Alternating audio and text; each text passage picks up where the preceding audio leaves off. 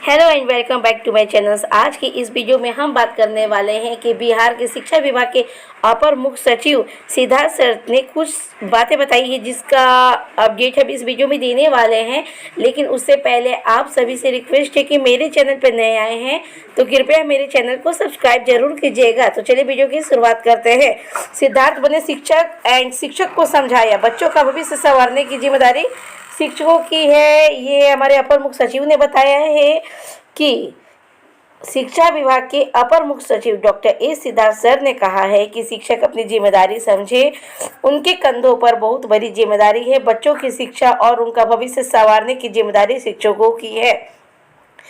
शिक्षा से ही राज्य का कार्यकलाप होगा, इसकी भी जिम्मेदारी शिक्षकों की ही है। साथ में उन्होंने ये भी कहा कि शिक्षा विभाग के अपर मुख्य सचिव डॉक्टर ए सिद्धार्थ सर रविवार को यहाँ एएन सिन्हा इंस्टीट्यूट में शिक्षकों के मुखातिब थे। डॉक्टर सिद्धार्थ ने शिक्षक के रूप में समझाने की शक्ल में कहा कि मान ले कि कोई गांव चारों तरफ से पानी से घिरा है और इससे वहां के बच्चे शिक्षा से वंचित हैं, तो इसमें उस गांव के बच्चों और उनके माता पिता की क्या गलती है? क्या शिक्षा केवल फोरलेन और ऊपरी पुल से जुड़े गांवों के बच्चों का ही अधिकार है? इस सवालों का जवाब देते हुए डॉक्टर सिद्धार्थ ने कहा है कि पानी से घिरे गांव के बच्चों की शिक्षा की भी जिम्मेदारी शिक्षकों की ही है। सभी बच्चों को समान भाव से शिक्षा देने की जिम्मेदारी शिक्षकों की ही है, चाहे वे बच्चे पहाड़ वाले गांव के हो या नदी वाले गांव के ही क्यों ना हो। शिक्षक उन्हें जहां चाहे बैठाकर पढ़ा सकते हैं। ऐसे बच्चों के बारे में शिक्षक सोचे, यह समझकर सोचे कि वो उनका बच्चा है, इससे उस बच्चे की जिंदगी बना पाएंगे। डॉक्टर सिद्धार्थ ने कहा है कि शिक्षक की नौकरी सिर्फ नौकरी नहीं है, वहीं दूसरी सरकारी नौकरियों से अलग है।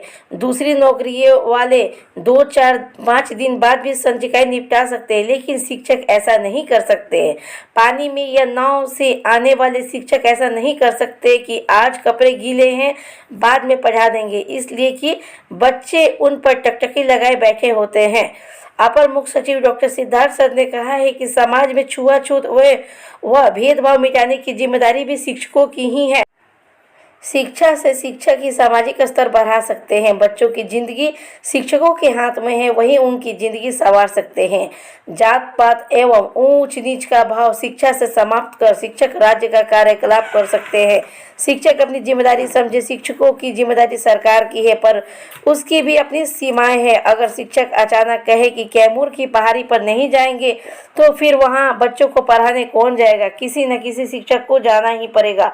डॉक्टर सिद्धार्थ ने शिक्षकों से 2 टूक कहा कि कोई नहीं चाहता है कि शिक्षा व्यवस्था खराब हो, चाहे वो समाज या विभाग ही क्यों ना हो। हर किसी को बेहतर शिक्षा व्यवस्था चाहिए, यह शिक्षकों से ही संभव है। इस जिम्मेदारी को शिक्षक बखूबी निभाए। तो ऐसे में हमारे अपर मुख्य सचिव सर का कहना है कि शिक्षक ही बच्चे की ज़िंदगी बना सकते हैं और बिगाड़ सकते हैं।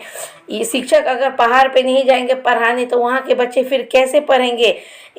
ये मानकर पढ़ाएं कि दूसरे का बच्चा भी अपना ही बच्चा है, ये सोच बना ले तो हर एक बच्चे की ज़िंदगी बदल सकती है। और समाज से जात पात छुआछूत के भेदभाव को मिटाने के बारे में सर ने कहा है। सर ने 2 टूक में कहा है कि कोई नहीं चाहता है कि शिक्षा व्यवस्था खराब हो, चाहे वो समाज हो या विभाग हो।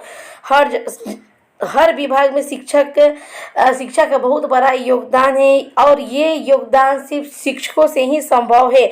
इस जिम्मेदारी को शिक्षक बखूबी निभाए, ऐसा उन्होंने प्रार्थना किया है सभी शिक्षकों से, सभी 6 लाख शिक्षकों से। और साथ ही साथ बीपीएससी कैडर 3 वाले शिक्षकों के बारे में भी उन्होंने ऐसा ही कहा है कि आप लोग अपनी जिम्मेदारी निभाएं।